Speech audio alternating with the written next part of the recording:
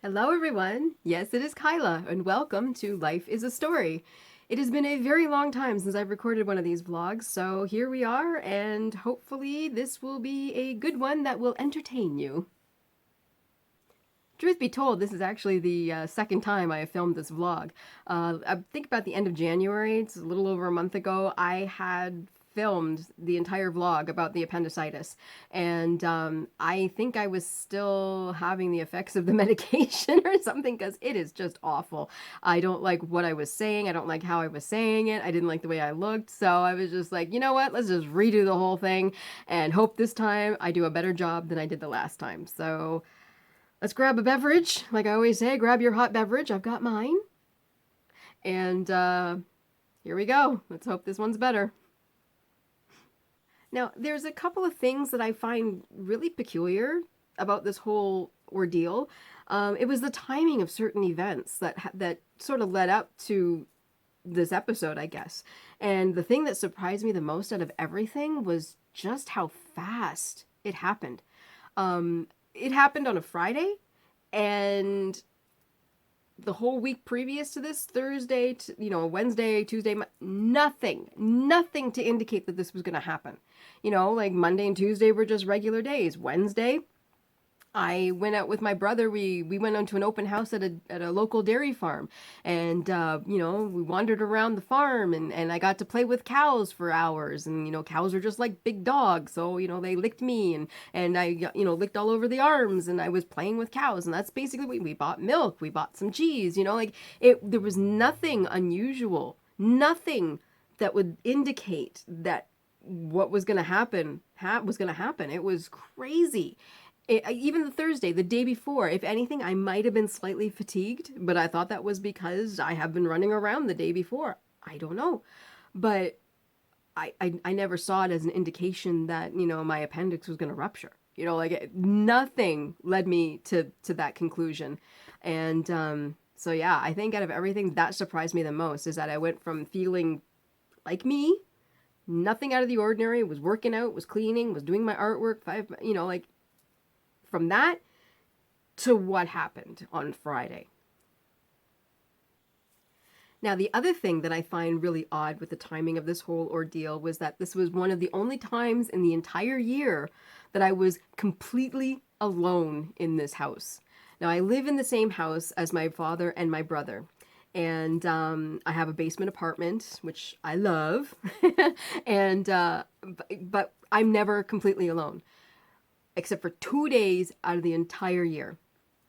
And what they will do is, it's a tradition that my dad and brother have. They will go to an arena 5 hours away to watch one of their favorite NHL hockey teams. And they'll watch a game, they'll stay the night, and then the next day they will drive 5 hours back home.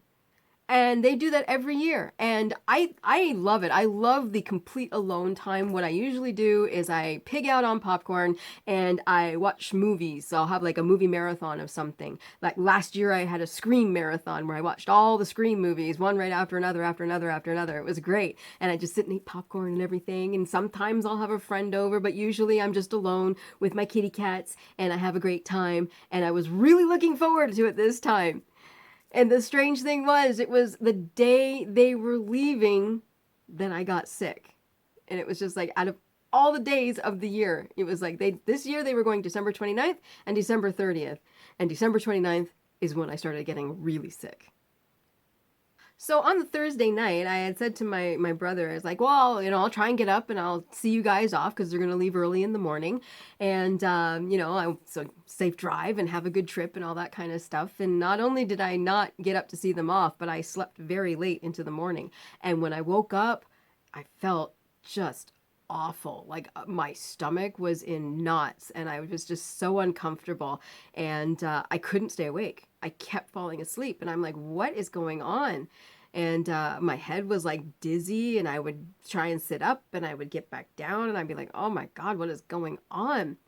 And I have to forewarn you, sometimes I'll be talking about things that might be a little gross for some people, because we're going to be talking about illnesses and medications and needles and stuff like that.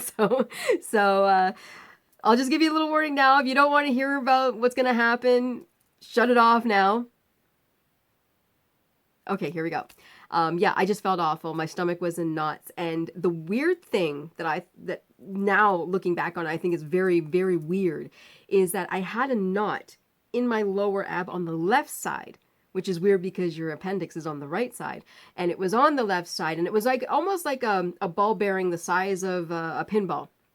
And it kind of went there, and the whole day it seemed to be traveling, like it was rolling along my lower abs, and then it sort of rolled all the way over to the right side, and then it just seemed to go away. So it wasn't hurting anymore, but I felt really, really nauseous the whole day. I was like, you know what? I'm just not going to eat anything. If I don't eat anything, then I can't throw up anything, so I'll just drink water. So if I do throw up, I'll just throw up water. Well, when I was finally, after hours and hours of massive retching, when I did finally start to throw up, I didn't even throw up the water. I was just throwing up bile, and it was that, that acidic, horrible feeling and the burning sensation. And it was like, so we're taking something I felt horrible, and then it got even worse. Honestly, all I thought I had was a very violent flu. I'm an extremely healthy person. I don't get sick very often. I mean, in fact, the last time I had a flu, I think was like 2002, 2001. So, I don't get sick. It's been 21 years since I had a flu. So I was like, okay, I'm due. I've got the flu. I've got a really bad flu, and that's all I thought it was. So I would be texting my brother and my dad, and I'd be like, this is what's going on. I feel so sick. I think I've got a really bad flu. And what we try to do is we try to, all of us, my brother, my dad, myself, will try to relieve a stressful situation with really bad jokes and bad humor and things like that. And that's what was going on with this. Like my dad was like texting me back going, well, hopefully it's a 24-hour kind and you don't give it to me, type of thing. And I'm like, yeah, I know. I hope not. But I felt just awful. I mean, I don't ever remember feeling that sick, so I was like doing the retching and the bile and the pain and the headaches and, just drinking water to keep hydrated. And, but I wasn't really going to the washroom either. So that was a little bit concerning for me too. So I'm like, okay, I'm not sure what's going on, but this is not only the worst flu I've ever had, it's the strangest flu I've ever had. And when I wasn't doing all that, all I was doing was sleeping. I was completely exhausted. But then it was getting to the point where I was in so much pain that I could only sleep in the fetal position on my side, which is very unusual. I do not sleep on my side. I am a back sleeper. I fall asleep on my back. I move around in my sleep, and sometimes I wake up in these weird contorted positions and stuff. But to fall asleep and to stay asleep, I lie on my back. So the fact that I was in a fetal position on my side, that was very unusual. And so I'm like going, I don't know what's going on, but this better be gone by tomorrow. That's all I kept thinking was on the 29th on Friday. I was like, this better be gone by tomorrow. When I say that I was alone, there was no other people in the house with me, but technically I was never actually alone. And this is something that I found very interesting and actually very, very sweet. It touched my heart. My cats never left my side while I was in bed. I mean, my door is open. The cats can come in anytime. They're not here. So, I'm alone in my place right now, but they never left my side while I was in bed and I was sick, ever. In fact, they even took shifts. It was like they took shifts on who was going to be with me.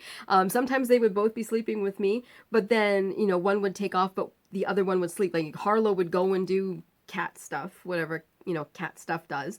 And Kodak would stay with me.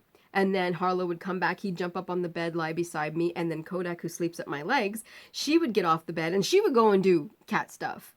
And but they never left my side. They would sleep beside me and they would purr, with me to just make sure that I was never alone. And again, you want to talk, we're going back to the bad jokes. I would joke. I said, "Oh yeah, they never wanted to leave my side because if I died, they wanted to be the first one to eat me." You know, that type of thing.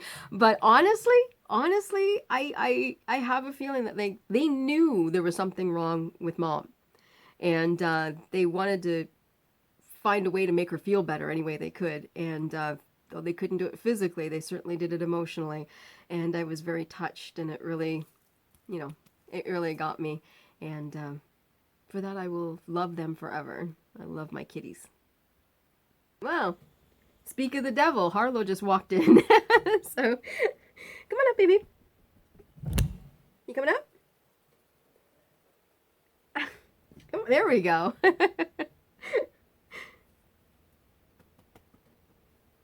And here he is, and he's purring. Yep, he's my gentle giant. I love this cat. Unfortunately, the kitties couldn't fix the problem. So it just was, I kept saying, okay, the next day, I better be feeling better. I better be feeling better by Saturday because this is ridiculous. This better be a 24-hour flu. I better be feeling better. I felt worse. I woke up on Saturday in agony. I was in so much pain. Whatever that ball was that was traveling from one side of my abdomen to the other one now was full force across the entire lower abs. It was just so much pain, pain, pain. And it got so bad that I couldn't fall asleep. I was in so much pain that I was unable to fall asleep. And I was texting my brother because my dad was driving, and I was texting my brother going, how long are you guys going to be? When are you going to get here? When are you going to get here? I need help. I need your help. And they're like, well, we're going as fast as we can. We're on the highway, but I mean, this highway, there's traffic jams on it all the time. And we're trying. And I'm like, please, hurry. Like, there's something wrong. I need you here to fix me. It was just like, that was my thing. I need you here to fix me type of thing. At the same time that I was talking to my dad and my brother, I was also talking to two of my friends, and they were both like, okay, I've never seen you like this. There's something definitely wrong. Maybe you should go to the hospital. And I'm like, I'm alone. I can't go to the hospital. I'm alone, and they were just like, well, call an ambulance. And I'm like, you got to pay for that. And I'm so cheap, right? I was like, you got to pay for an ambulance. It doesn't matter if you're like, dying. It doesn't matter if you're, just have a cold. You have to pay for the ambulance ride. And I'm like, I'm not doing that. I'll just wait it out. Like, literally, that's what I kept thinking to myself. I'll just wait it out until they get home 5 hours later. I'll just wait this whole thing out. And then they can take me to the hospital. Like, literally, that was my thought. And I look back at it now and I'm like, okay, I totally was not thinking straight. I was like, I don't want to pay for the ambulance drive, so I'll just wait it out. I was like, clearly my brain wasn't functioning properly. So, yeah, I was deciding to just wait it out. Once noon hit on the Saturday, I started to get really scared because I was getting really sick. I was still retching. I was still vomiting up bile. And now I was shivering. And I'm not talking just, like, oh, I'm cold, shiver, shiver, shiver. I'm talking, like, literally, I was like this. Like, I was almost convulsing. I was shivering so much. My fever was shot through the roof. And I just couldn't stop shivering violently like that. And I had stopped texting my friends. They kept texting me going, are you okay? What's going on? And I started to think, because I hadn't gone to the washroom in 2 days, I started believing that I might have sepsis. Like maybe there was poison because I hadn't, gone to the washroom and the human waste was in there, type of thing. And well, I was getting poisoned, but different poison. So I eventually, when I started to really shiver, texted my brother and said, I'm shivering uncontrollably. Please hurry. I'm getting really scared.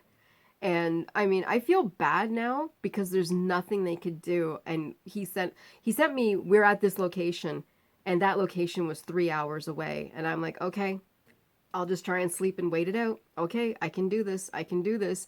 But I'm getting really, really scared. I'm beginning to think there's something really wrong. And I thought, I think I've got sepsis. And I was really scared. It was about this time that I started to hear a little voice in my head.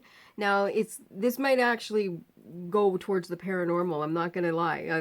I could put this on one of my paranormal vlogs too. Um, but it was a voice that I could tell it wasn't mine. And I could tell it wasn't on the outside, like it wasn't somebody outside saying something, and it wasn't somebody on the outside of me in the house saying something. It was in my head, but it wasn't my voice. I could tell it was somebody else. And it just kept saying over and over again, call 911, call them now, call 911, call them now.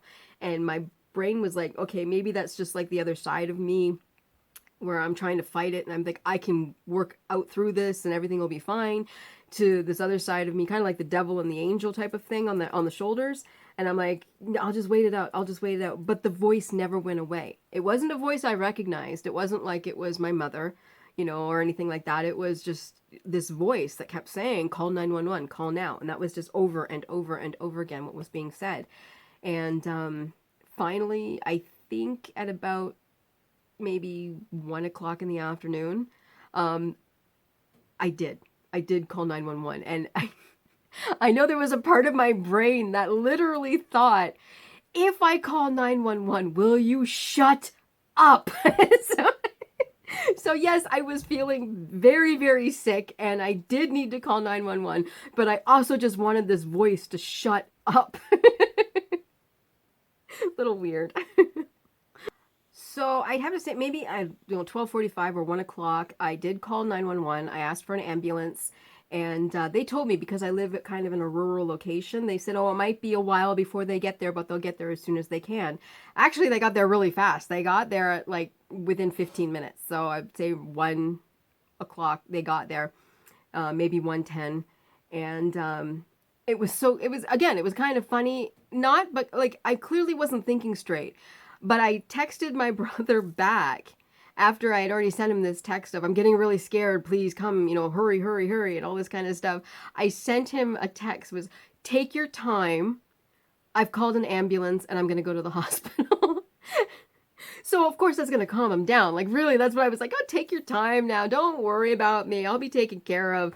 And all I got was a text from him with like 10,000 exclamation points after that. And I said, yeah, I'm feeling pretty bad. So I'm just going to go to the hospital and then I'll be taken care of and we'll figure this out. Okay. So the ambulance showed up. They came rather quickly and they got me to the hospital very, very quickly. And that actually impressed me. But the ride itself was pure horror. It was just awful. I thought, an ambulance, because they take people who are sick, who are injured, who are in pain. I thought they'd have the shocks that were just beautiful, that it would almost be like you're floating as you're getting to your location. Yeah, no, this was the bumpiest, most painful ride. I told them, I said straight out, I said, I can only lie on my side, and even then it's going to hurt. So every single bump we went over, it was like they were going, we're going up this hill, and it was a bumpy, rocky hill, and I was screaming and apologizing the whole time, just going, I'm so sorry, but I'm screaming and crying, and they're just like, and they were apologizing to me, like, we're so sorry, just hold on, we're almost at the top of the hill, and I'm like crying and crying and crying. It was awful. It was horrible. Yeah, again, unless you are in desperate need of getting medical attention at a hospital, don't take an ambulance, because it's not a pleasant experience from the get-go. It is just an awful, awful ride.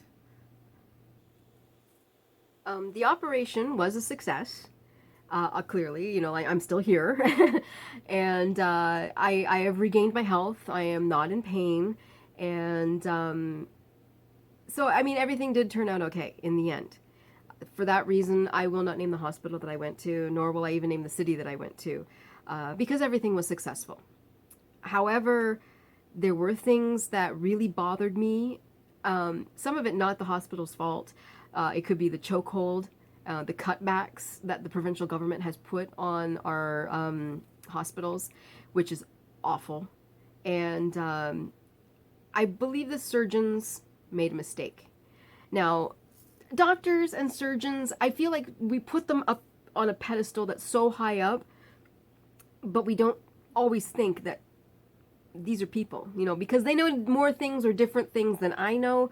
You put them up on this pedestal and you're like, okay, well, clearly you know what's right. I don't know what's right. You clearly know what's right. But they're people, and people make mistakes sometimes. The problem with that is I think the mistake that they made with me almost cost me my life. And that is a problem. But like I said, in the end, everything was successful. So I don't want to call anybody out. Now, this wasn't my first time to the emergency room. It wasn't my first time to the hospital. It wasn't my first time for surgery.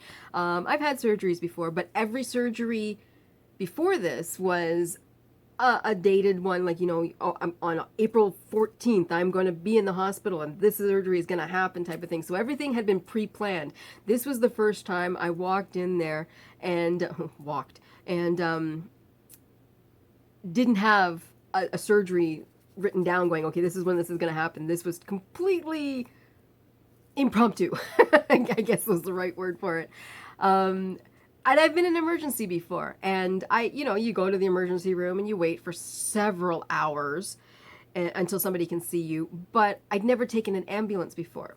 So I thought it was just if you went there on your own, you had to wait in this great big long lineup. I naively thought, if you call an ambulance and if you feel you were in that much pain that you had to call an ambulance, that you kind of went to the front of the line and got in faster than somebody who maybe drove themselves in.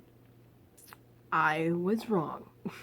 Now, at the very beginning, everything went fast. I was like, okay, we're gonna find out the problem and everything's gonna be great. Then I'm gonna go home. I thought I was going home that night. Like, I thought they were gonna give me some medication or some antibiotics and I was gonna go home. The ambulance, they got me there fast. I was there within 15 minutes, I think. I was there by 1:30 in the afternoon. They had me on a wheelchair or a bed or something, and they, got the bracelet on me. They had me registered in the hospital. Everything was great. They stuck me in a wheelchair, and the ambulance driver, and thank God I stole his blanket. I stole the ambulance driver's blanket because I was freezing. He pushed me on the wheelchair into the emergency room, which was packed with people. So he was like, okay, we got to find someplace for you to go. And this is what I thought was weird, was he took me out in the hall, and then he took me to the emergency room exit. So people who were leaving, I guess, waiting for someone to come pick them up, that's where he left me. And there I was completely alone, so I was fine. But he was like, okay, and then, I never saw him again. So the ambulance drivers were great. I was processed and in the emergency room waiting for my turn, thinking that it was coming very soon. So I'm literally sitting in this wheelchair with a blanket over my legs, and I'm just going, oh my God, when are they going to call me? And I believe an hour goes by, and nobody's called for me or anything like that. And I was like, do they even know I'm in this room? Like, I'm not in the emergency room. I'm outside of it. Do they even know I'm out here? So eventually I saw a nurse or an orderly or somebody walking by, and I was like, excuse me. And they're like, yeah. And I said, yeah, I've been here for quite a while. I'm just wondering if they forgot me. Could you maybe go and, check? So they're like, okay, when we get your name. Gave her my name. She goes and into the other room, and she comes back out and she says, you are fourth up. So after 3 other people, you are up. So you are definitely on the list. We know you're there, and you are definitely in line. You're fourth in line. I'm like, okay, I'm fourth in line. And then I asked her for a drink of water, and she forgot. So I never got my drink of water. Luckily, there was a little tap right beside me, so I just sort of would crawl over to the sink and then put my head under it and have a couple sips. But that was it, So I sat there and I waited even more. And then that's when the adventures of other patients started. There was a man that was there that I like to call the Screamer. Now, originally when I heard the Screamer, I thought it was a woman in mourning. I was like, okay, I'm at the emergency room exit, and this person is screaming and crying because they've just lost somebody. She's lost her husband, she's lost her loved one or something like that, and because this person was out of my view. There was a wall here, and what was going on was behind the wall on that side. So I couldn't see what was going on. I couldn't see who it was, but it was this wailing and was like, "You have no idea. I'm in so much pain." Like that, like pain. I'm hurting so bad. So I'm like, oh my God, this person's just lost somebody they love so much and that they're in so much pain. And I could hear other people talking to this person going, we understand, but you gotta sit down. You can't be back here. And so I was like, oh my God. So then they bring this person around, and it's not a woman, it's a man. And he's literally going, "No, I'm in pain. My stomach. Oh my God, I need to lie down. I'm in so much pain." And they're like, the people who were with him were 3 security guards. So apparently this guy has been causing trouble for a while to call 3 security guards on him. And I don't know, I was sitting there watching him moving around pretty fast, screaming about how much pain he's in. I'm like, man, he's moving pretty fast and screaming pretty loud, using those abdominal muscles to get that voice out. I'm like, man, I can barely function again. My stomach's in pain. So, and then he started screaming that he needed his medicine. Just give him his medicine so he could go home. And I have ideas of what was going on with him after that, but I'm not going to mention what they are because I don't know if it's true or not. But yeah, so he was just screaming about how he just wanted some painkillers, wanted his medicine, and just to go home. And I wish they had done that. After he was screaming that he wanted his medicine, he went back around behind the door that I couldn't see and disappeared. So, and then it went quiet for a while. So I was like, okay, I guess he left. And then all of a sudden I heard another woman's voice, and she was like, "You can't be here. You can't lie there." Apparently he just fell asleep on one of the beds, that one of the, the beds with the wheels. And he's like, "You can't lie here. You can't," he can't. And the security guards were still there, and and he's like, "My stomach, I have to lie down. I'm in so much pain. You don't understand." She's like, "I understand. You can't lie there. This is for somebody else. Get him off the bed." So they got him off the bed and they brought him back over where I was. And I'm like, I don't want to see this guy. I'm hurting too much. Come on. So they, I'm sitting there in the wheelchair, and they put him in a chair right beside me, and they said, try to fall asleep in the chair. And he's like, he sits in the chair, jumps back up, sits back in the chair, jumps back up, sits in the chair, jumps back up. And he's like, I can't do it. It hurts too much. Just give me my medicine. And he's going on and yelling and screaming, and he's flailing his arms. And I'm like, oh, okay. And, so then eventually they try to compromise with a sort of lie down where they bring in a wheelchair and tell him to put his feet on the wheelchair so that he's kind of reclining. And he's like, I can't do it. And then he gets up and he's right beside me and he's going, "You show me," to the security guard. "You show me." And his arms are like this. And I'm like, dude is gonna fucking hit me. And he's like, "You show me how I can do this and be comfortable. You show me how I can do this without pain." I'm like, how is this guy moving if he's in so much pain? I said, I can barely lift my pinky finger. I'm in so much pain. In the same kind of pain he's talking about, stomach pain, abdomen pain. I'm like, how is he doing this? And finally, he's just going off and yelling. Then I finally look at one of the security guards and I get her attention. She looks at me and I'm like, "Can you wheel me over into the emergency room, please? I don't want to be here with him." And she's like, "Oh, yeah, no problem. Absolutely." So she wheels me over into the other room. Thankfully, she did that because I don't know if they would have, heard me in the other room, and I would not have heard them call my name. So here I am. This is about 3:00. This happens. So I've been there for an hour and a half with this little adventure with this guy I call the Screamer. I'm in the emergency room. There's room there now. I'm in the wheelchair and I'm just sitting there and I'm just going, okay, we're just going to wait it out. We're going to sit in this wheelchair and it's going to be quiet. Or so I thought. It seemed like every time I thought I was done with the Screamer around me, he'd show back up.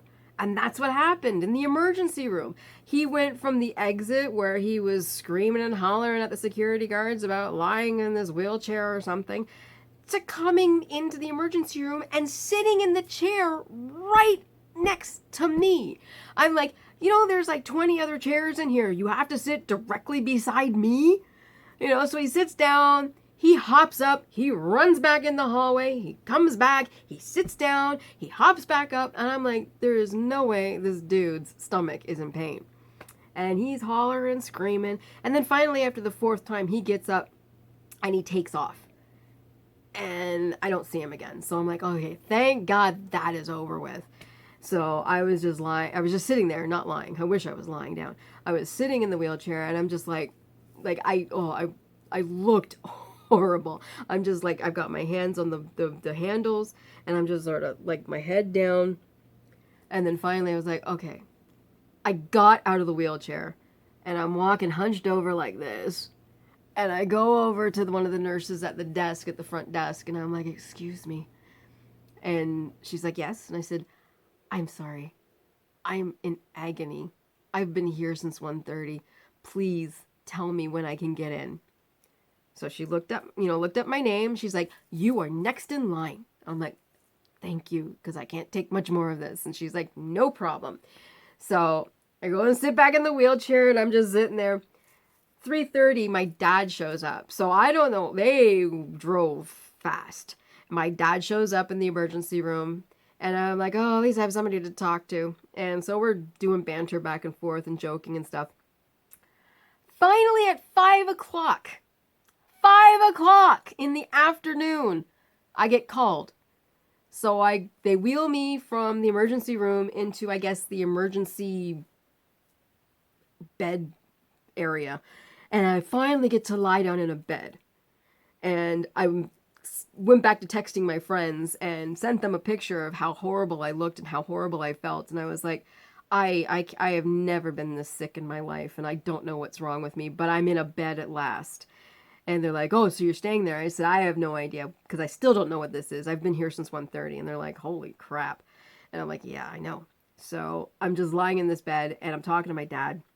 And then suddenly I had to go to the washroom, which was great, because this is the first time in 2 days I had to go.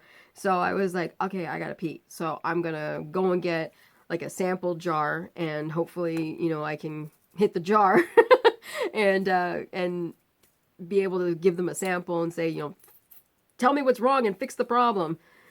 And so I got up and I went to the washroom, and then I really got scared, because the sample that it was full of blood. I was like, okay, something is seriously wrong.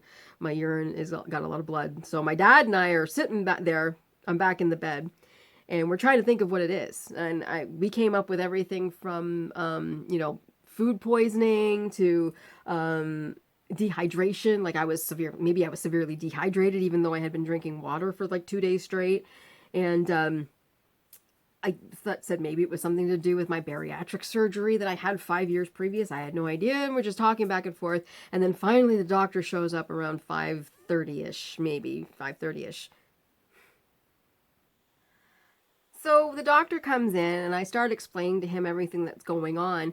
And what do I see outside of the little area where I'm talking to this doctor? As I'm telling him all these things and how horrible I feel, everything, they're wheeling the screamer into the bed next to me. I'm like, are you kidding me? I was like, okay, just tell me what's wrong with me so you can get me away from this guy, please. So I'm explaining to the doctor. And so he was like, okay, well, what's your medical history? What's your surgery history? And as soon as I said bariatric surgery, he's like, stop. I think we know what the problem's going to be. And I was like, okay. He was saying hernia, because people who have had bariatric surgery are susceptible to hernias. And I'm like, but it was 5 years ago. He said, doesn't matter. I said, but I work out all the time. I work my abs. I have very strong abs. And he goes, doesn't matter. I was like, oh, okay. So he's like, we're going to take you in, and we're going to get you a CT scan. He said, so just sit tight, and we're going to get you in to have a CT scan, and we're going to figure out the problem. And I said, okay. So I sat back and waited. So while I was waiting to go in for the CT scan, I heard him again beside me. And I will admit, I needed this doctor to come with me everywhere that this screamer guy was with, because the only time this screamer guy shut up and behaved himself was when this doctor told him off. Because the doctor went and saw him, let him go. He had to go do something or whatever. And then he just started, Doctor! Doctor, I need you now! And he's just yelling and yelling. He's like, I need my medicine! I need it now! And then finally, the doctor came in and says, look, if you do not stop that, if you do not stop yelling, if you do not stop screaming, you are going to be removed from this hospital. I don't care what's wrong with you. And I'm like, go, doctor. And then boom, he shut right up. And I never heard him again for the rest of that night. I was like, oh. So yeah, at least somebody got him to be quiet. So it was a very brief wait before I went in and got the CT scan. So I went in, and I never had one before, so I wasn't quite knowing what to expect. I'm like, is it going to hurt? Or is there going to be like lots of pokey things at me or something? Because I'm terrified of syringes and needles and IVs and stuff like that. So I was like, is all this bad stuff going to happen to me or whatever? No, it was very simple. I went in there. They said, can you lift your arms above your head? And we're going to take some pictures. And I didn't even have to take my jeans or my pants. I was wearing leggings, not jeans. Didn't even take them off. Everything went through the clothes. Everything was great. I'm like, okay, great. So that took like about 5 minutes, and then they put me back in the wheelchair, and I was wheeled back in. Unfortunately, I was not allowed to go back into the bed, which was empty. I'm like, it's empty. Why can't I go back in the bed? They're like, well, no, that's got to be for somebody else that comes in. But here's a chair. So I sat in one of these chairs, and the best way I can explain it is one of those lazy boys where, it lifts up and you can put your feet up. Only it's not like a lazy boy that casually you can go back nice and slow. It's literally like, so, and I couldn't do it. I didn't have the strength in my stomach at that time to do it. So I was like, I'll just sit here like this. And my dad's like, no, I'll help you. And he pulled it out and almost flipped me upside down. So I'm lying in this chair, and I'm just waiting for the doctor to come back. And while I'm doing that, one of the nurses comes over, and she puts an IV in my arm and stuff. And I told her, I said, I don't like these, and I'm really, really scared of needles. And she's like, okay. So we were talking back and forth, and we were talking about hernias and bariatric surgery and all that kind of stuff. And I really bonded with this nurse. So I was like, okay, everything's cool. She's a cool young nurse, and we're getting along really, really well. And at about, I'd say 6 or 6:30, the doctor returns. And he's like, well, we have figured out what the problem is. And I'm like, oh, is it like my gallbladder? Is it, a hernia? He's like, no, you have appendicitis. And I'm like, out of everything that could have been wrong, neither myself, my dad, or the doctor thought it was appendicitis. So where I'm just like, what? And then I heard the nurse, because I was sitting right by the desk where the nurses are, and I heard her, she goes, you didn't see that one coming, did ya? I'm like, not at all. But then the doctor got serious again, and he's like, but it's not just appendicitis. Your appendix has ruptured, and it is leaking poison. And he says it's very slow, but it's ruptured and it's leaking poison. So we're going to get talking to the surgeons, and we're going to see what's going on. I said, so I'm obviously spending the night. He's like, oh yeah, you aren't going anywhere tonight. And I said, okay, no problem. I'm naively thinking, okay, this is going to, happen in 30 minutes to an hour. I'm going to be prepped and ready for surgery. Yeah, that didn't happen either. So this was at about 6:30, and my dad and I were talking, and both of us thinking, I have a ruptured appendix. The surgery is going to happen soon. And we're waiting and waiting and waiting and waiting. I remember probably around 7:30-ish. I was sitting in the chair. My father was sitting beside me. Didn't really have much to talk about anymore. I was just sitting there. And then I heard the front desk where the nurses are, their phone rang. And one of the nurses picked it up. And he started talking to them, and then all of a sudden I heard my name. And so my dad and I, we both perked up when we started listening. And he said, yeah, Kyla McCall, blah, blah, blah, blah, blah, appendicitis, blah, blah, blah, ruptured, blah, blah, blah, blah, blah. Okay. And he hung up the phone. and nothing. It's like nobody came and talked to us. Nobody said, okay, this is what's going on or anything like that. He just hung up the phone and I'm like, okay, well, he told, I'm looked at Dad. I said, well, he just told the surgeon what's going on and everything. So they're going to be down here in a few minutes to tell us what's going on. So that was about 7:30. At about 9:15, the surgeon shows up. So she comes over to me and she says, I'm Dr. So-and-so and I'm one of the surgeons, and they put me in a wheelchair and they take me from this chair I was sitting in into a separate room that is completely separate from everybody else, and they put me in another bed. So I'm like, great, I'm now being prepped for surgery. I'm in a bed. I can finally, I had to lie elevated, but I could at least lie down and relax a little bit. And she's like, okay, yeah, we just want to say, yes, you do have appendicitis. Yes, it is ruptured. And yes, there is seepage. And I said, okay, great. I'm going in for surgery. When is that happening? And she's like, tomorrow. I'm sorry, what? And she's like, yeah, it'll probably be around tomorrow, late morning, maybe early afternoon. And I'm like, I'm sorry, what? And this is where my patience ran out. This is where I was drawing the line. I'm like, okay, so you're telling me that I have a ruptured appendix and there is poison seeping throughout my torso. Poison leaking into the core of my body. And you are telling me to go sleep it off for another 7 hours? And she's like, yeah, we'll be doing the surgery tomorrow. I was like this was like nothing. Like I wanted to get my hair dyed a different color. Like I was like, what the fuck is wrong with you, lady?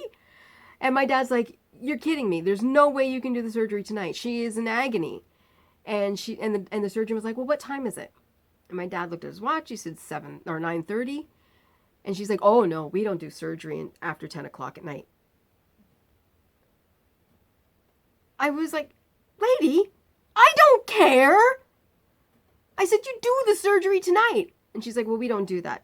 10 o'clock is, we don't do that anymore. I said, you be in my place. You be feeling what I'm feeling right now. You be in the pain that I'm feeling right now. And you have someone tell you to wait 7 or 8 more hours.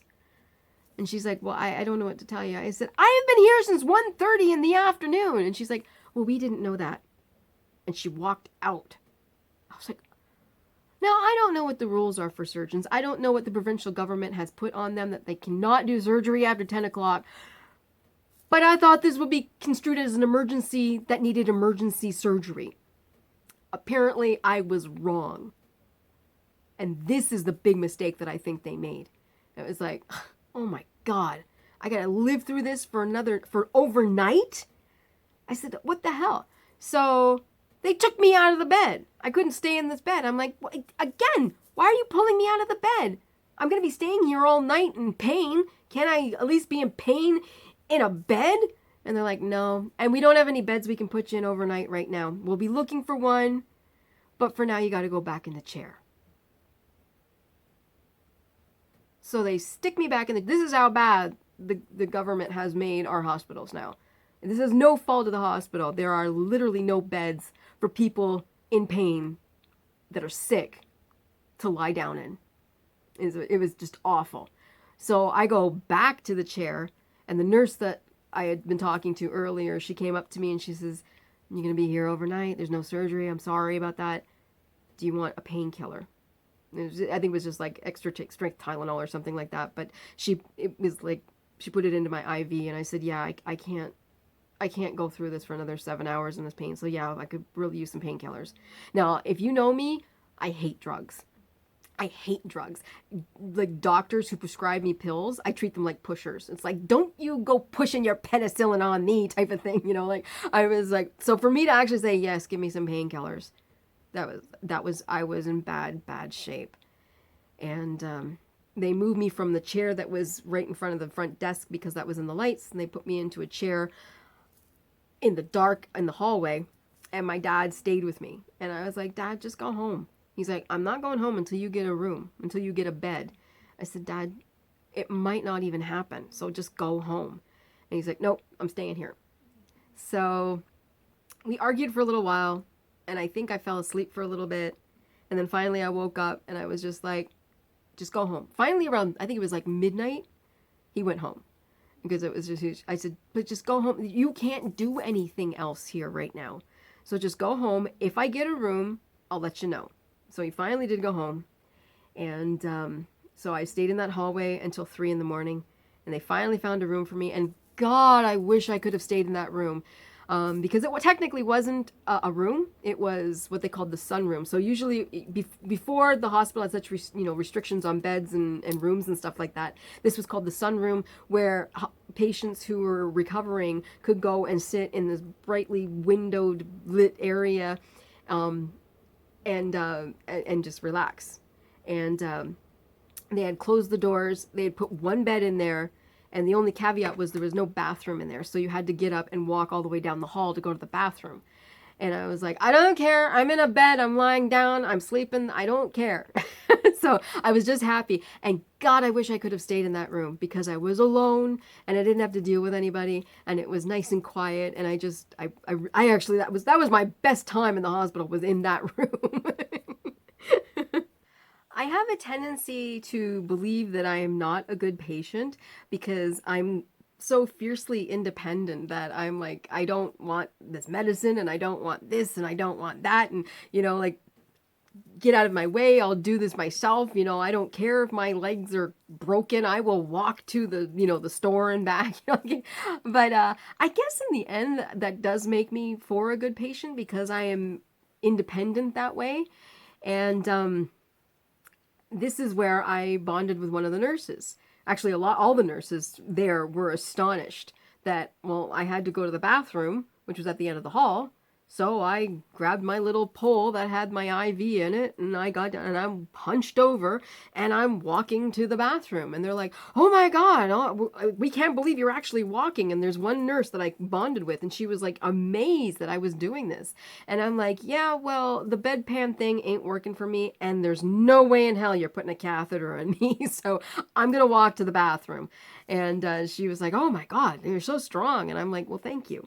And so yeah, I was a couple times over the night, I would walk to the bathroom and back, and was talking with this nurse, and she was an older lady, and we really bonded, and she would make sure that I was doing okay, and I thought she was great.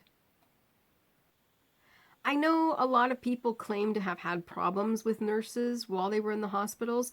I've never have. I've never had a problem with nurses anytime that I've had surgery, and this time was no exception. The nurses at this hospital were saints. Were saints. The figurative and literal shit they had to put up with people, and they did it with a smile. Like, they were polite, they were caring. The nurses at this hospital were incredible and clearly do not get paid enough for what they have to go through. They were wonderful human beings, and this one nurse really took care of me. She brought in like toothbrush, and she brought in some toothpaste, and she brought in, like a washcloth and stuff like that, because I was like, oh my God, I feel so gross. So she brought in a washcloth, and she brought in like little, bowls and stuff like that so I could get water and everything like that. And she was great. They were all great, but this woman really took care of me that night and made me as comfortable as I could be. However, by the next day, I was feeling even worse. This is at the point where I was getting really scared because I thought, I'm going to die. If I do not get this surgery right now, I'm going to die. And about the same time, my dad showed up, right? I'm like, I don't want to say anything. I don't want to scare my dad. I don't want to, do this or that. So I'm just like, okay, I'm just going to keep quiet. And I really couldn't say much or anything like that. But this nurse, she walked back. I wish I could remember her name. I don't. She walked in and she's like, how are you doing? And I tried to say it as quietly as I could. I don't know if my dad heard me. He made no indication that he did hear me, but it was almost Hollywood movie like, where I grabbed her by the arm and I was literally climbing up her sleeve, and I went right up to her face and I said, I need to have the surgery now. I think I'm dying. And for me to say that, and I guess the look on my face, she just looked at me and she's like, I'll call them right now and find out what's going on. And she's like, I'm going to keep on calling them. So she left. She laid me back down and she left. By this time, I couldn't go to the washroom. I couldn't move. And she came back in right after that. She said, I just called them and I'm going to keep calling them every 10 minutes for you. Okay. I said, thank you. I can't do anything else. And she said, okay. And that was at about, I'd say maybe 9 o'clock. And she came back in at 10 o'clock and said, you're going down. You're going down now. So they put me from one bed to the other bed and they took me down to, I guess, the place, the waiting room for the emergency, or not the emergency room, for the operating room. So I'm out there and they didn't like the way my IV was. So the nurse tried to put another IV in and I'm like, no, I know why. By this time I'm being very uncomfortable and I'm being very, no, no, no, no, no, no. So she had to get the anesthesiologist to put the IV in and I let out this weird ass scream because the IV was originally in here and they put it in here, the new one in here. And when they put the needle in, I went, but really, really loud. And the anesthesiologist was like, oh my God, you scared me. So they were very nice. They were very friendly. And I'm like, are we going in now? Are we going in now? And they're like, just a few minutes. And I'm like, I'm still trying to crack jokes. And I'm like, you know what? I use an ice cream scoop. I don't care. Just get this out, get it out, get it out, get it out, get it out. Just over and over again. I just kept saying that. And they're like, we're going to do our best. We're going to go right now, and stuff like that. So my dad was in the waiting area with me. And, he was just, he went really quiet. He didn't know, because he didn't know what to say or anything like that. And I said, okay, Dad, it's time to go. I'm going to go. And he's like, okay. I said, I will see you when I get out. I'll be fine. I'll be fine. I will be honest. I wasn't sure if I was going to be fine because I truly did feel like I was dying at that point. And I'm like, I'll be fine. I'll be fine. And he's like, okay, I'll see you soon. I said, I will see you soon. And they wheeled the bed and they wheeled me into the operating room. And I remember they picked me up and they put me on the bed. Once I was on that bed, my memory becomes a little vague. I know that was what was going through my thought was the fear that I was dying, and yet the other side of my brain was saying to myself, you're making it. You're going to make it out of this. You are going to make it out of this. You're not going to do this to your family. You are going to make it out. You're going to be just fine. Like literally, that's what kept going in my head. And the other side was trying to push they were like fighting with each other. And at the same time, what I remember around me, because all I could see was the ceiling, and like bodies in my peripheral vision, but it was very loud. And I don't know if that's just the way my brain was perceiving it at the time, but it felt like everybody was yelling at each other. Nobody except for one nurse or one surgeon was talking to me, but everybody else was yelling at each other. And they had taken my arms and they strapped them down this way. And the nurse put something over, or the doctor, I honestly don't know if it was a nurse or a surgeon or anesthesiologist, but she put something over my face. And then I started hearing, okay, Kyla, take a deep breath in, deep breath out, deep breath in, deep. And I was doing that. And the whole time my brain's going, I'm going to be fine. I'm going to be fine. I'm going to be fine. And the last thing I remember hearing was the yelling and the humming of, I don't know if it was the lights or machinery, but this woman, the only one that was talking specifically to me, said, you're doing really great, Kyla. And that's the last thing I remember in the operating room. And the next thing I remember is waking up to more yelling. And again, I'm not sure if that's just the way my brain was registering it. Was it just as really loud? But I do think they were yelling. I felt like they were yelling my name in my face to try and wake me up. And I do remember when I had my bariatric surgery, one of the nurses afterwards came up to me and said, yeah, they were yelling at you to wake you up because they thought maybe they gave you too much medication and you weren't waking up. You weren't waking up when you were supposed to. So maybe that's what happened again. I'm short, like I'm only 4'11". So maybe they give me enough medication for somebody who's like 5'7", and then go, shit, it's like, I don't know. I just know that they were, my name was being yelled at me. And I remember like going, whoa, like, and I just started looking around and stuff. And then once I finally became cognizant, I remember being, okay.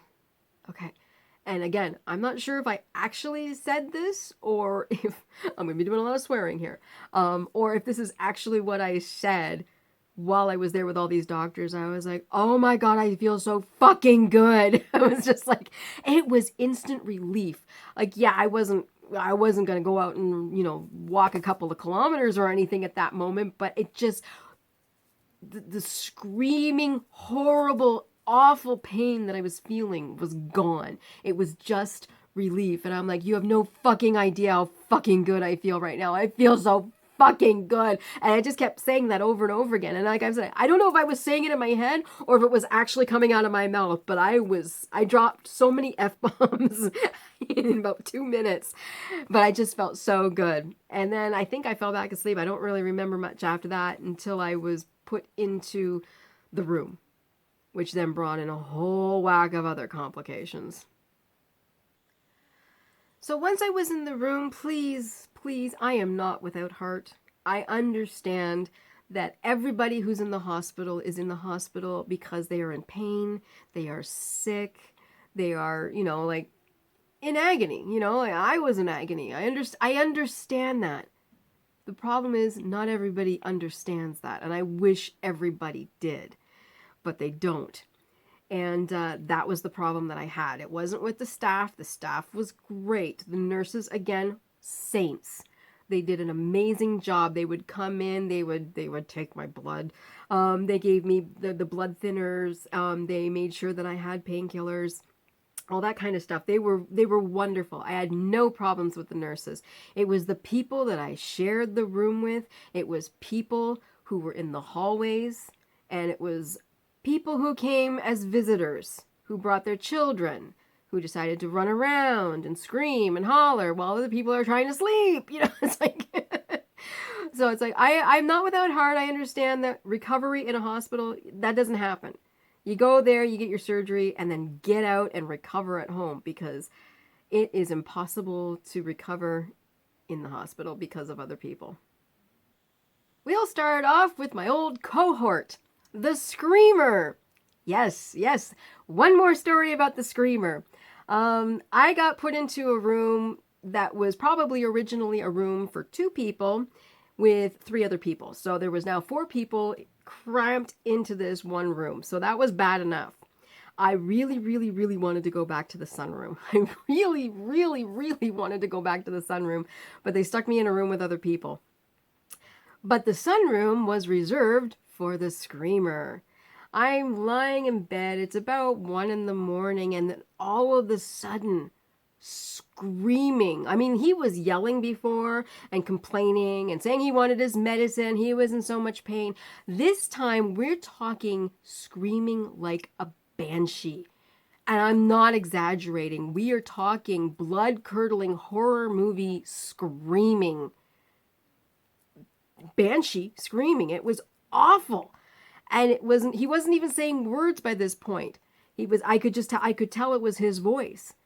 And it was just screaming. And that went on for about 15 minutes. I don't know if they drugged him up enough to knock him out. I don't know what they did. I just know that he was screaming and screaming and screaming. And then there was silence. And then I never saw or heard from him again. So, I guess they either put him somewhere else or they kicked him out of the hospital. I don't know. I just know that is my final story of the Screamer. But unfortunately, there were other people in there with their own problems. Unfortunately, I was, recovering from surgery, so I wasn't exactly the friendliest person on the planet myself. My first day in the daytime, I noticed that there was a man and he was sleeping in the hallway. He didn't have a room at this time. And this guy is the only guy that I truly feel sorry for. But at the same time, I also didn't share a room with him. So I know that the people who, when he eventually did go into a room, they were having problems. And I understand their problems. Absolutely. But I did feel sorry for this guy. I feel like there might have been some form of dementia happening with him. And we don't know a person's story. We really don't. Like he might have been alone. I don't know. But he was in the hallway the first time I heard him. And he was hallucinating. And he was yelling for his son. And I'm assuming it was his son. It was Ryan. And he was just yelling the name Ryan over and over again. He's like, Ryan! Ryan! Ryan, where are you, boy? Like, literally, where are you, boy? In that tone. He's like, come get me out of here. Where are you, Ryan? And he would just say it over and over again. And the nurses had to always go up to him and repeatedly say, he's on his way. He's coming. Don't worry. Every once in a while, he called out for two other people. I think one was named Dorothy, and the other one it was like John or something. I can't remember. But it was mostly Ryan, and he was always like, come get me out of here. Where are you, boy? Where are you, my son? And I felt really bad for him. He was in the hallway the first night, and he was yelling this. And then the next night that I was there, and for recovery, I would walk around the halls. Around midnight, I'd be out there with my pole, and I was walking around, and I could hear him on the other side. He had moved to the other side of the hall, and he was in a room, and I could see people while I was walking through, hearing him yelling. They were coming out of the room, and they were like, can you get rid of this guy? So I felt bad for them. I felt bad for him, because it did seem like there was dementia going on, and he didn't know what was happening to him, and I felt really bad for him. So that was that poor gentleman, and I don't know what happened to him. He never yelled during the day. It was just at night when everybody's trying to sleep, of course. So that was an annoyance, but he disappeared too, or I never heard him again after those 2 nights. So now we get to the people that I shared a room with. And because of these people, well, one in particular, I didn't sleep a full hour the entire time I was there at all. So it drove me a little crazy. And see, there was a woman diagonally from me, the bed diagonally. She was good. She was really nice, and she was quiet. She was also the most sick. But she was still trying to be uplifting and happy and smiling.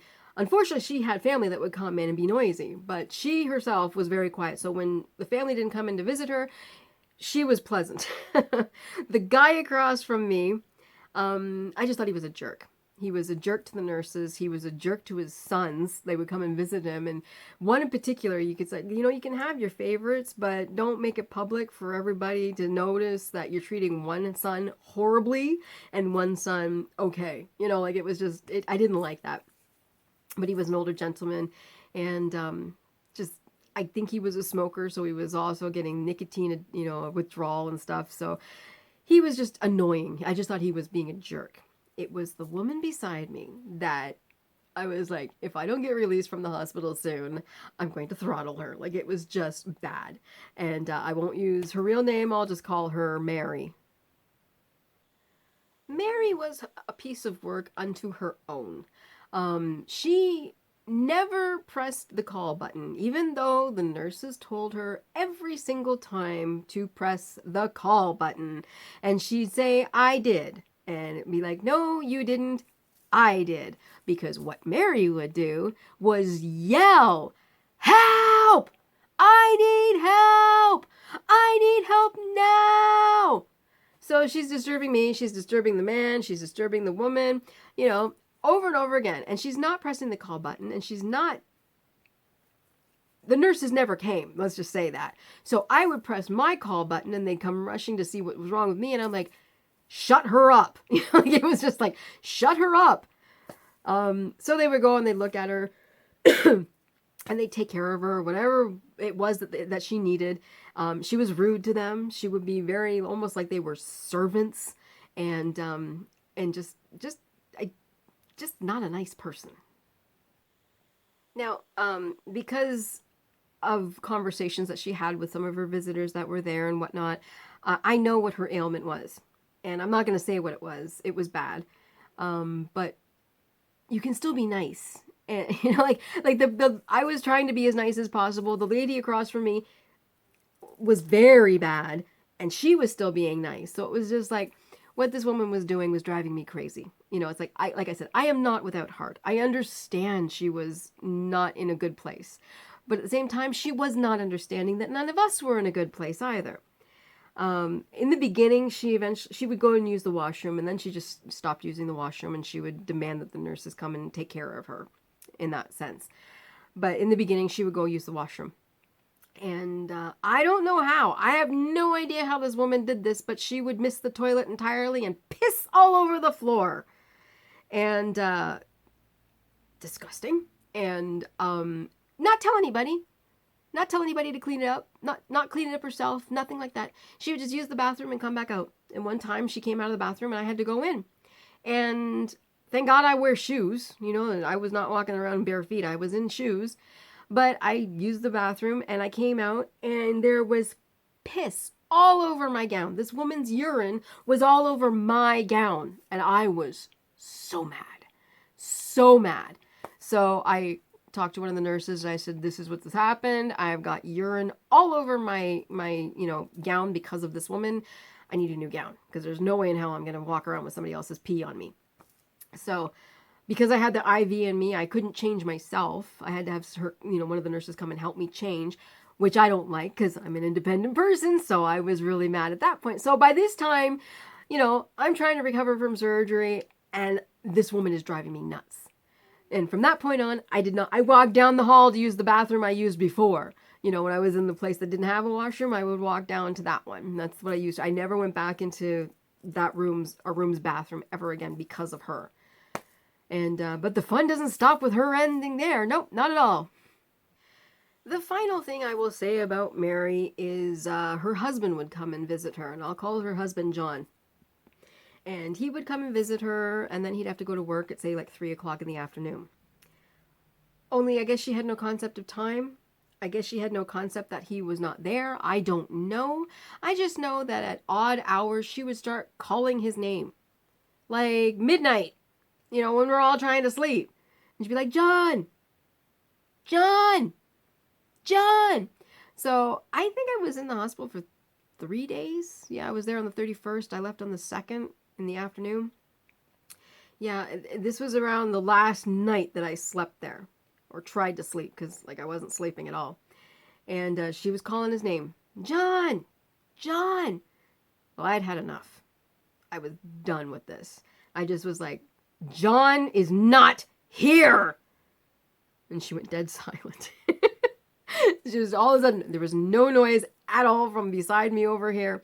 The man who was in his bed over there, he started laughing. I'm like, I am done. I have had enough of this.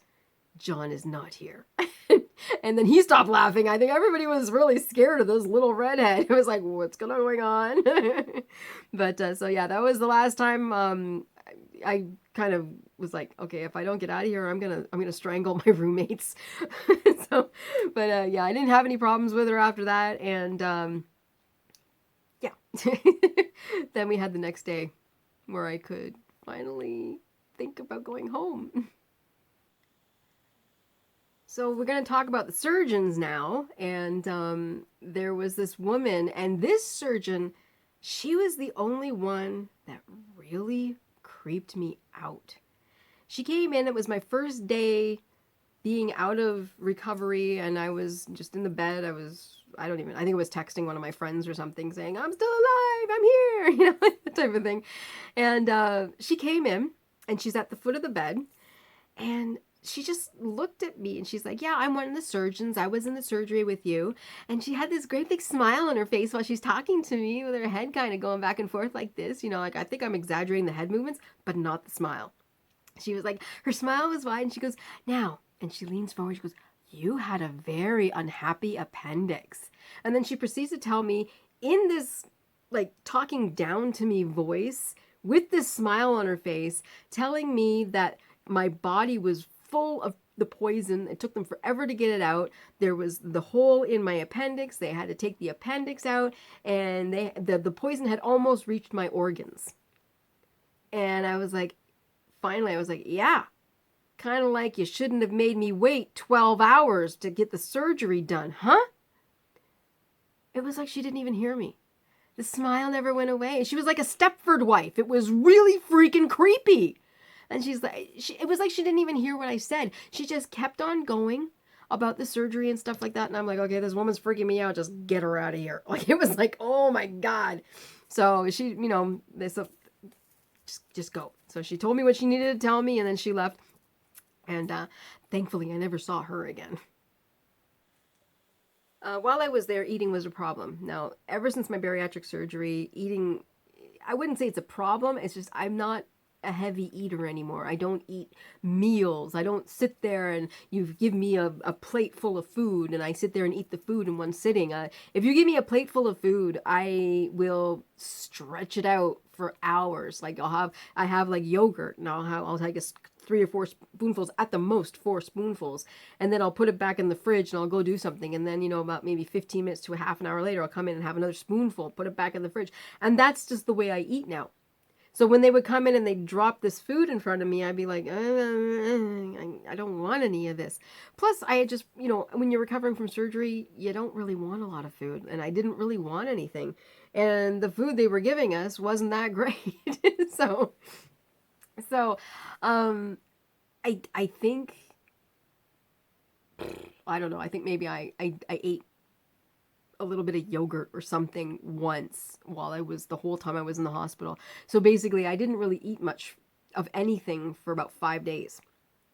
And, one of the surgeons, or actually it was 2 surgeons that time. 2 surgeons came in. This was my last day there. It was in the morning and they came in and they were all smiles too, but they were far less creepy. They were very nice. I'd say that much.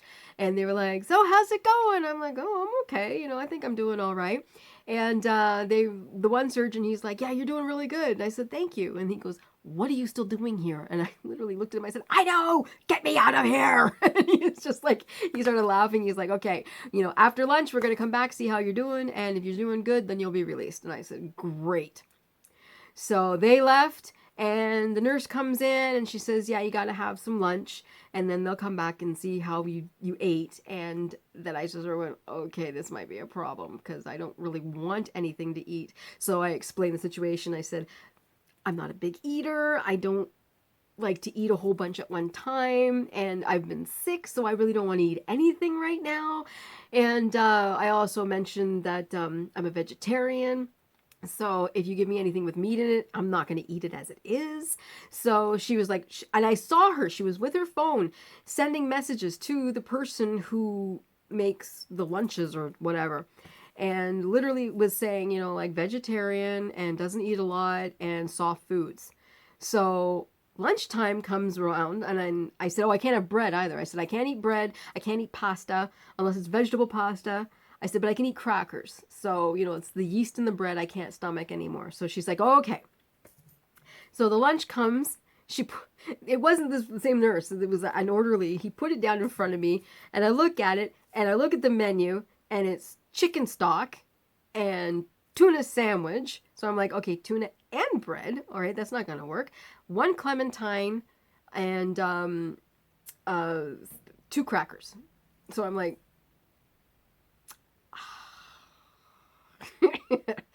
and I'm like, I ain't touching this. I went back to the ice chips. Like they kept giving me ice chips. That was my favorite treat while I was there was ice chips. I just kept eating those.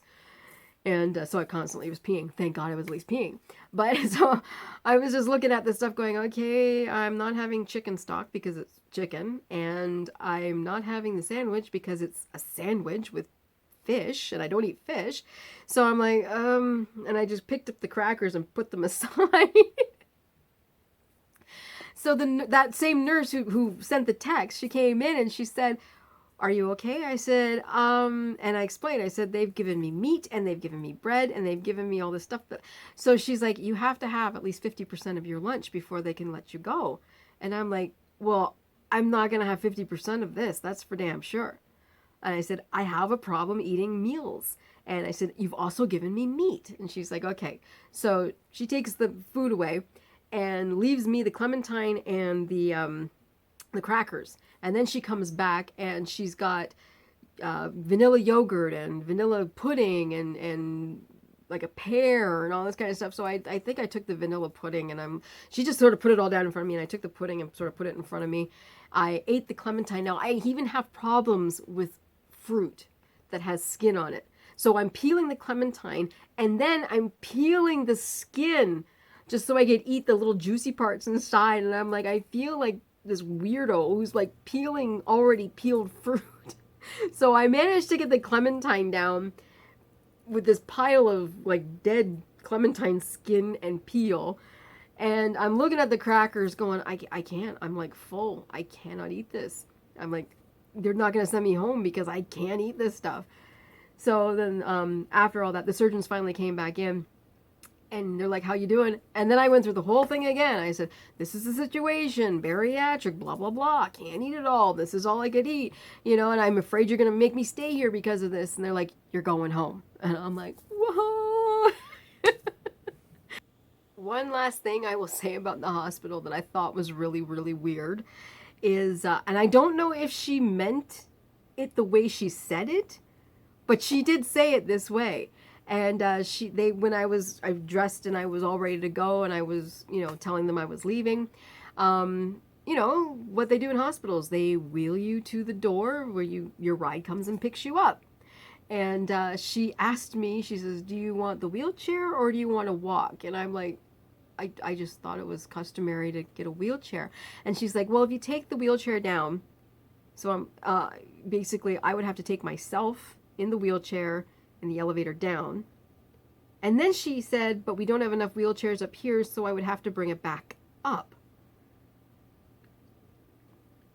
So I'm like sitting there thinking, I'm not saying anything. I'm just thinking, you want me to wheel myself downstairs and then bring the wheelchair back up.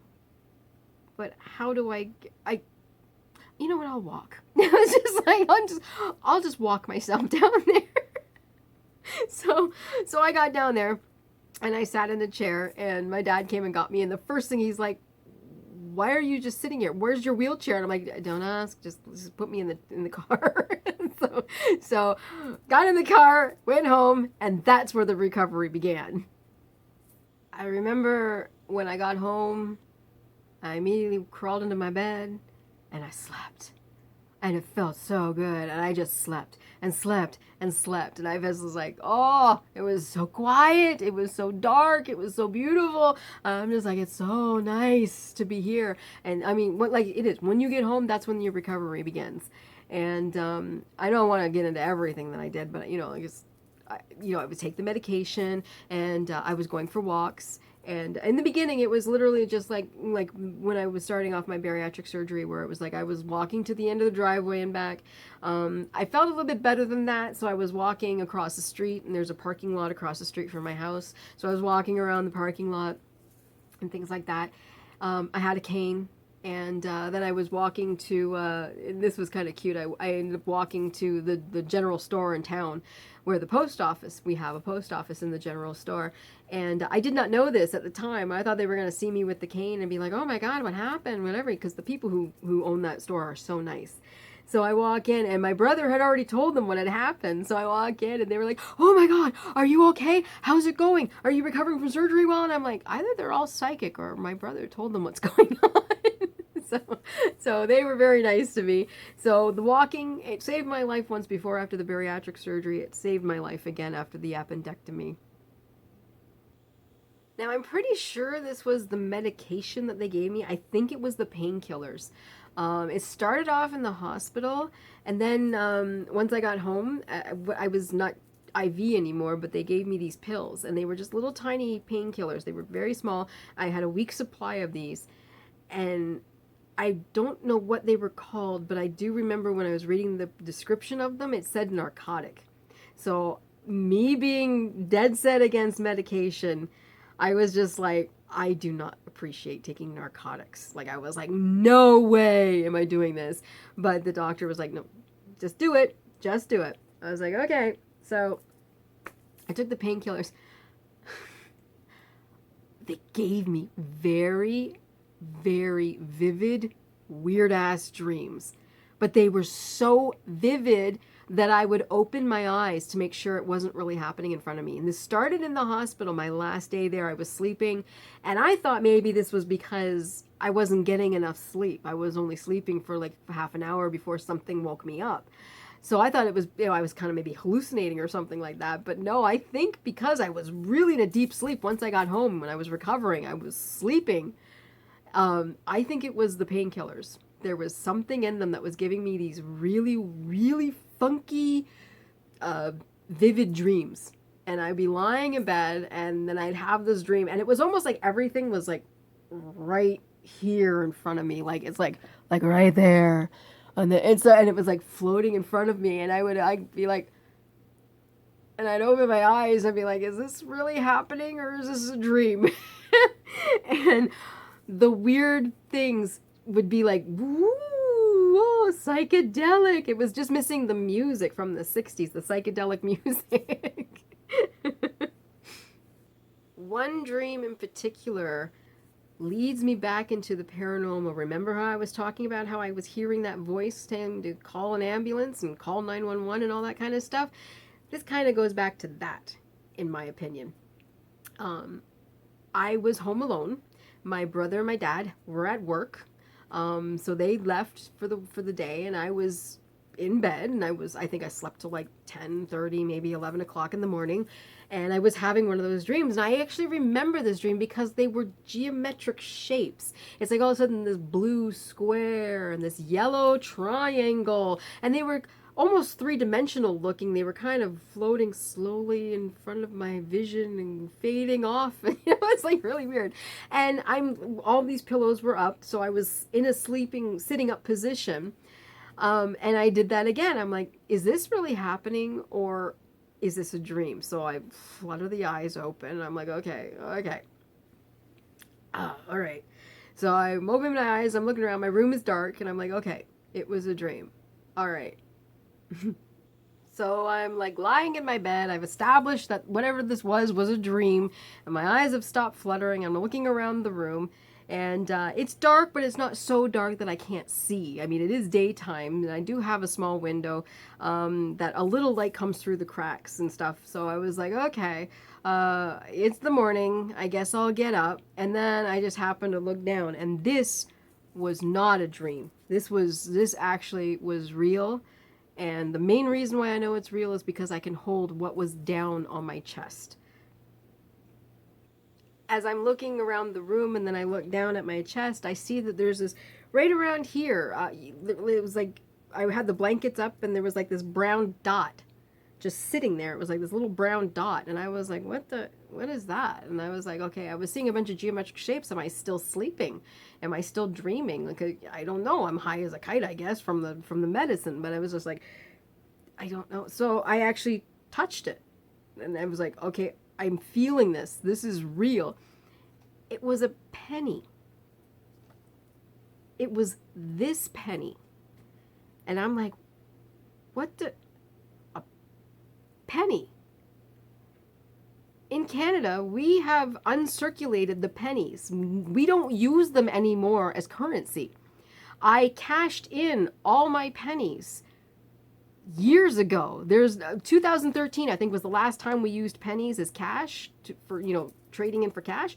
And I think it was a few years ago that I took all my remaining pennies and took them to the bank and cashed them in. So it's just like, I do have a coin collection, but it's boxed and put away in another room. I don't even have it here. So I'm like, how in the hell did a penny come from nowhere and be sitting right here on my chest so that I look down and I can see it? I mean, I may have been, drugged up from painkillers and antibiotics and all that kind of stuff. And I was, still sore from the surgery and whatever. But this was really happening. There was a penny sitting on my chest. So I took it up, picked it up, turned on my side table lamp, that one back there, and looked at the date. And the date on this penny is 1983. 1983 was the year that my grandmother passed away. My mother's mother got very, very sick and died in January of 1983. And it made me think, was she looking out for me? And the one reason that I think that is my mother once said to me, it was in 2015 and I was almost in a car accident. But I heard a voice in my head telling me I was going to go into a turning lane. And just as I was about to do that, a voice in my head said, no, wait a minute. So I actually came back out into the driving lane. And as I did that, a cube van decided to pass all the vehicles going this way in the turning lane, going well over 100 kilometers an hour. So had I actually gotten in there, we would have had a head-on collision. So I told my mom about that. And without thought, first words out of her mouth were, "Your grandmother was looking out for me." And she goes, "Your grandma's looking out for you." And it was her mother, so I just sort of, okay, yeah, it's her mom, and I understand that. And it wasn't my other grandmother because she was still around at that time. So I was just like, okay, and I just sort of, whatever. And but now I'm like going, Grandma's looking out for me. It was Grandma telling me to go and call 911, and it was almost like she was there watching out for me, and that's pretty special to me, and I choose to believe that, and I love her, and I thank her every single day now. So I did my home recovery and went to the doctors. Everything's fine. I've recovered wonderfully. They're very impressed with how fast I was recovering, and I've been cleared to lift weights again, so I've been lifting weights again, which makes me very happy. I have been going for walks since this all happened. Since right after the surgery, I was walking in the hospital, and then I started walking outside. I'm back up to like 5+ kilometers a day. I did the coldest night of the year walk on February 24th, so that's a 5-kilometer walk. I was very happy about that. So I'm just in general being happy. I'm just happy to be alive. Literally almost did not make it to 2024. It's been a pain in the butt since I caught some sort of virus or something from the hospital and had like a 24-hour bug, and then caught a cold from somebody, and that has been annoying me. And so I'm just waiting for 2024 to start turning around and being a good year for me. But I'm happy. I'm happy because I went from almost dying to being able to walk 5 kilometers again, and going for long walks, and not taking advantage of this, not and, and taking advantage of the good weather. That's what I was trying to say, and just being happy to be alive, and appreciating my friends, and appreciating my family, and appreciating myself, and just being grateful.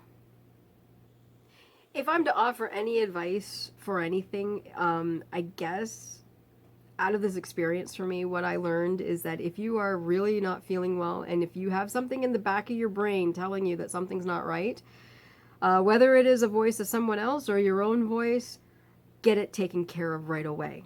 Don't sit there and try to suck it up and go, nope, I'll hold on, I'll sleep it off, I'll wait it out, I don't want to pay for the ambulance. You know how much the ambulance costs? $48. Take the ambulance ride. It's like, if you think something's wrong and you try and go against your intuition that something's wrong, don't do that. Follow your intuition. Get help and get it right away. It's just crazy to try and ignore it and be like, I'm strong, I can do it, I can do it, I can suck it up. It's like, no, get help and get it now. And the other thing that I would say is don't take things for granted, and don't always feel like there's going to be a tomorrow, because it can all disappear and everything can change so fast. Trust me. Like I said before, literally, I was feeling fine one day, and then the next day, this happened. Like, it was like I went from great to almost dying. And it's just like, just don't take anything for granted. Take advantage of every situation you have. Be happy. Do what you want to do. Do what makes you happy. Because no matter how long we live, it's never going to be long enough. So do what you want to do, and do it now, and do what makes you happy. Find your bliss. I mean, within limits. I mean, if your bliss comes from, I am happiest when I'm robbing jewelry stores. No, you can't do that, obviously. But, what makes you happy? Do you enjoy acting? Do you enjoy writing? Do you enjoy, staying home and looking after the kids? Do you enjoy sports? Do what makes you happy? Do what you want to do, because you can't not do it. Don't put it off, because there's only so many tomorrows. So do what you want to do, and do it now. And on that note, I think it's time to go. So if you've watched this, I appreciate it. And if you liked it, please, please, please smash that like button. Please subscribe to this channel. Please join me on social media. And just remember, you hold the pen to write the most amazing life story. Don't let that pen run out of ink. I will see you soon, and hopefully with a more uplifting vlog. Bye, everybody. Love y'all.